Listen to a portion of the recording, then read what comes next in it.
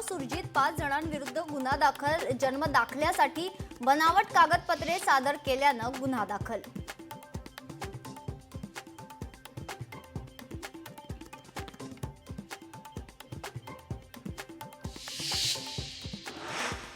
जळगावमध्ये अतिक्रमण हटाव मोहिमेने जोर धरलाय. रस्त्यावरील अतिक्रमण जेसीबीच्या सहाय्याने हटवण्यात आले. सुमारे 70 पेक्षा अधिक अतिक्रमण हटवण्यात आलेली आहेत.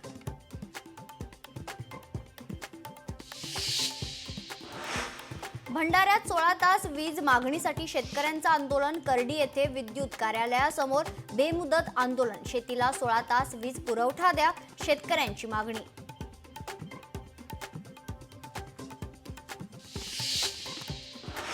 छत्रपती संभाजीनगरमध्ये शेतकऱ्यांच्या ठिबक तुषार योजनेचे 150 कोटी थकीत. लाडक्या बहीण योजनेचा फटका शेतकऱ्यांना बसल्याची चर्चा.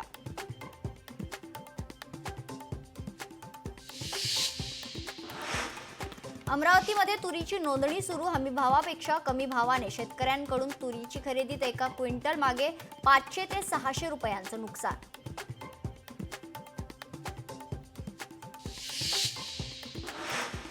विरारच्या ओम साई धाम मंदिर ट्रस्टचा 38वा वर्धापन दिन मोठ्या उत्साहात पार. हजारो भाविकांनी बाबांचं दर्शन घेऊन प्रसाद आणि भंडाऱ्याचा लाभ घेतला.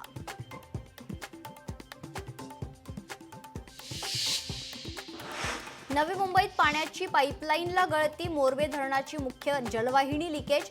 पाणी जपून वापरण्याचं महापालिकेचं आवाहन.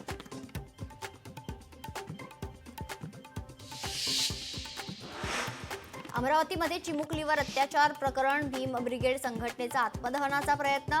उपचारात दिरंगाई केल्याने भीम ब्रिगेडचा संताप. तर पोलिसांनी आंदोलनकर्त्यांना घेतलं ताब्यात.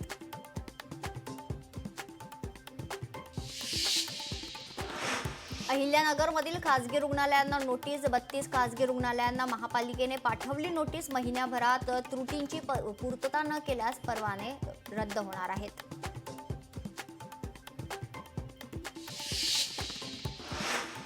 साताऱ्यात कॉपीमुक्त अभियानाचा शुभारंभ. ड्रोनद्वारे परीक्षा केंद्रांवर पोलिसांचा तिसरा डोळा. प्रत्येकी 12वी आणि 10वीच्या परीक्षा केंद्रांवर ड्रोनद्वारे परीक्षा प्रक्रियेवर लक्ष ठेवलं जाईल.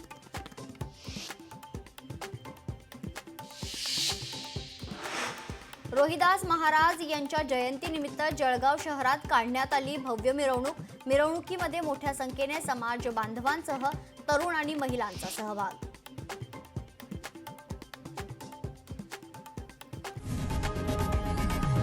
लोकशाही मराठी ऐका, पहा, जागरूक रहा.